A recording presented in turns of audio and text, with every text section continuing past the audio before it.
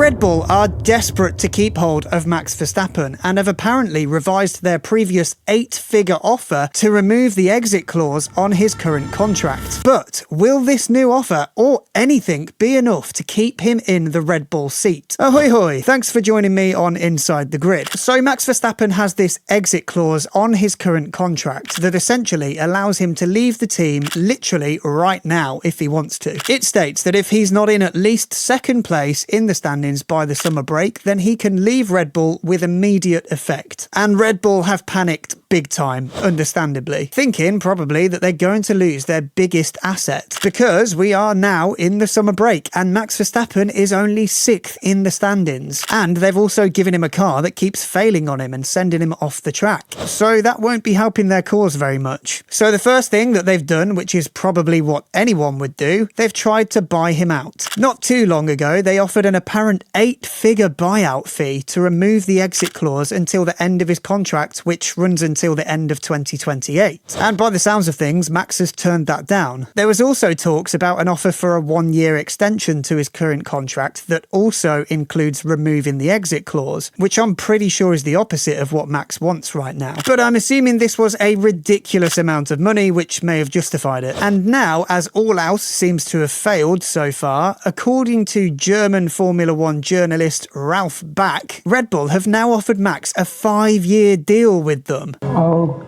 okay.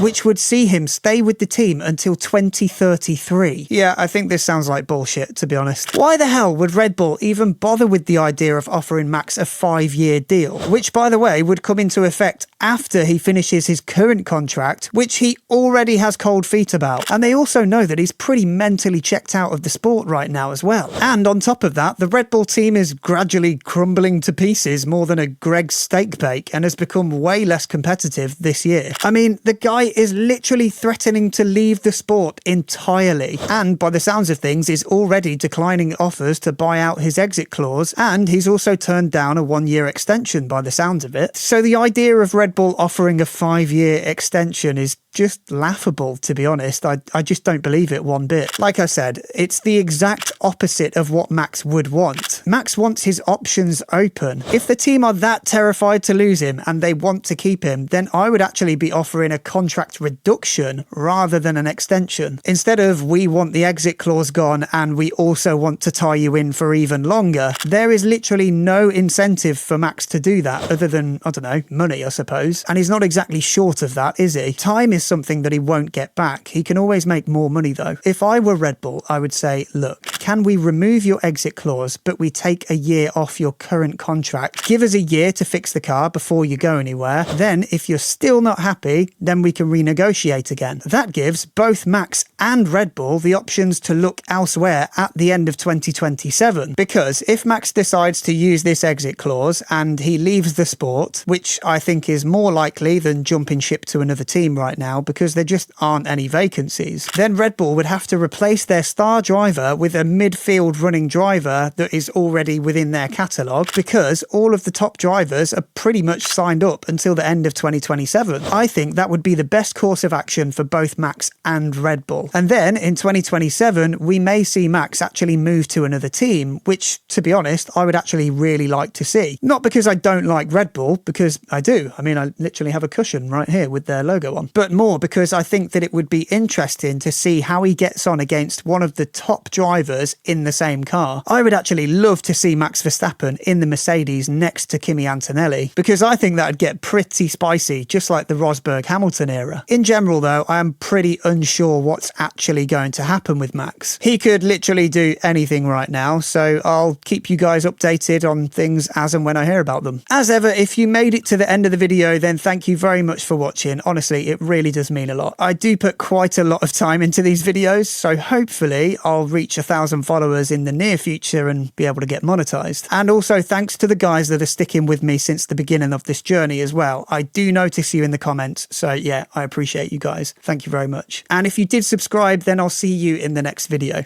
Cheers.